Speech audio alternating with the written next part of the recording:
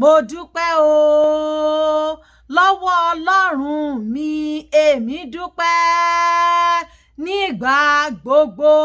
Mo dúpẹ́ o oore ọ̀fẹ́ Ọlọ́run tí a fi fún wa nínú Jésù Kristi ọba. Èmi dúpẹ́ o nípasẹ̀ rẹ̀ láti sọ wá dọlọ́rọ̀ nínú ohun gbogbo. A ti fi ìdí ẹ̀rí rẹ̀ kalẹ̀ nínú wa.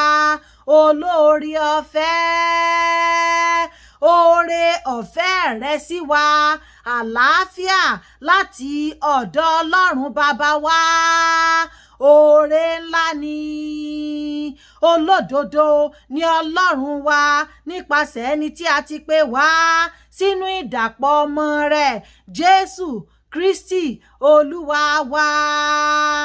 Ọba mímọ́, olódodo, ìdúpẹ́ oore la wá mú wá.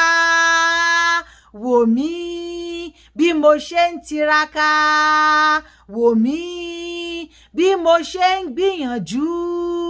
Èmi ń gbìyànjú láti fún ọ lọ́pẹ́ tó tọ́. Ẹbọ ọpẹ́ mi rèé o. Èdùmàrè tẹ́wọ́ gbọpẹ́. Ẹbọ ọpẹ́ ni mo mú wá, àtìyìn àtorin lẹ́nu. Wá gbọpẹ́ mi, Èdùmàrè ọba ọlọ́lá. Ẹbọ ọpẹ́ mi rèé o.